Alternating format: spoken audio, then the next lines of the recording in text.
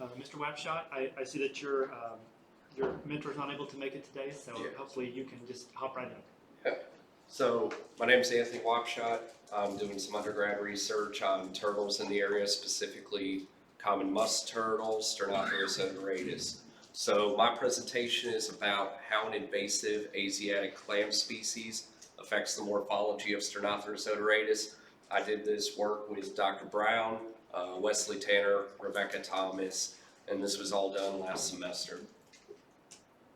So the main purpose of this research was to figure out if an invasive clam species would affect the head morphology of a turtle, to make their heads bigger, and thereby, if their heads get bigger, their bodies will subsequently get bigger, mass will increase, all of these different things. A paper from 1994 stated that, as expected, turtles in more productive habitat grew more rapidly and had a higher reproductive output than those in less productive habitat. So it's just been assumed that if you eat big, you get big. The more you eat, the bigger you get. No one's really put it into a quantifiable data set to prove that, hey, this has happened, this is why it's happening. So our goal was to try to do that. So food sources are going to play a large role in distribution, abundance, and life history of organisms. The food resources vary in quality and quantity. In an environment with available food source, of the population of an organism would decline. You can see that anywhere. If you don't have food, you're not going to thrive, survive, and move on in that area. And availability to high quality food sources allows for organisms not only to survive, but allocate more growth and reproduction resources.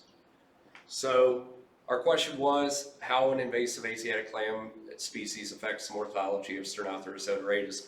Both of these are the same turtles captured at different sites. So as you can see, the mandibles on the bottom one are considerably larger than the top one because they have harder prey objects that they have to bite into. Their heads grow because of that. So originally, we wanted to look at head morphology changes across sites due to diet, and our prediction was that the Sternotherus odoratus with access to the Asiatic clams would have a larger head than the ones that did not have the access. So our organism was Sternotherus odoratus, common musk turtle with an average length of 2 to 5 inches. They're dark brown and black carapace with two distinct stripes going down their necks, as you can see. So they're generalists. They prefer a lentic environment of wetlands, meaning non-flowing water, lakes, dammed up streams, dammed up creeks. They range everywhere from Texas to the East Coast and go from Florida all the way up to Maine. So odoratus in Latin means to have odor. They stink. They smell really bad.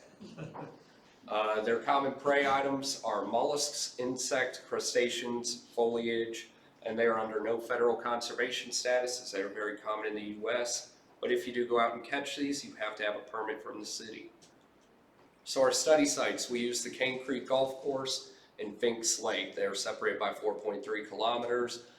Cane Creek is formerly it was a flowing stream, but when the golf course moved in, they dammed it up a little bit, turned it into a semi-lentic system. Finks Lake is a lake adjacent to Cane Creek. It's in close proximity, and we chose that site to control for any difference in turtle morphology due to genetic differences. So our methods. Turtles were captured weekly through wading surveys. We walked through the water at about dusk time, shined flashlights in there, reached in, grabbed them, swam in, jumped in, whatever you had to do. At Fink Lake, a little bit more different because the lake is about the color of really dark tea. Can't really see into it, so we use crab traps baited with cat food, and it warranted some pretty good results. So we held them for 48 hours. Fecal samples were then strained and sorted according to the diet item. We started very broad, worked our way down to more finite.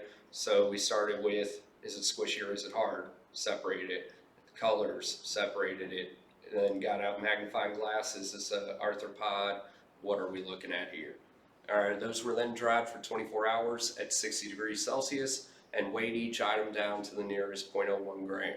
So for statistical analysis, we did an NMDS, a non-metric multidimensional scaling, just to visualize the diet and ordination space, so in 2D. And then we did a Schreier-Ray hair test, which usually would use an ANOVA, that is the standard throughout the turtle community. but the non-parametric ANOVA that we use, the Schreier Ray, does about the same thing. We just couldn't meet the expectations for the ANOVA, and that broke it down by sex and site. And then we did an IRI, an index of relative importance values, and that is the diet important of the item. So these are our NMDS results. The salmony color is the Cane Creek turtles. The blue color is the Fink Lake turtles. There's very little overlap in their diet because one is getting better access to food than the others. And as you can see, we got the clams down there. We got other mollusks. We got some crayfish parts that were caught, but mainly the diet source of the Fink Lake turtles was foliage, leaves, detritus, things of that nature. And Cane Creek had just a greater diversity of food items. So these are our IRI results. Cane Creek is going to be up top, Fink Lake is at the bottom, and they're split up by the sex of the turtles, males and females. You can see that the Cane Creek females, Corbicula, had an IRI value of 92.4%. Males had 69.5%.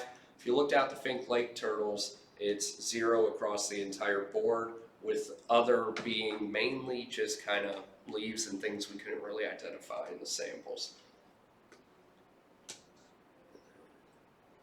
So this is our Schreier Ray hair test. As you can see, what we ended up finding out was that the females at Cane Creek ended up being considerably larger than any other sex or any other location that we were able to find. And we attribute that to the amount of Corbicula being an IRI value of 92.4. So we did find differences across the sites, presumably due to diet differences. Females in Cane Creek were significantly larger, regardless of sex or site, than any other one that we found.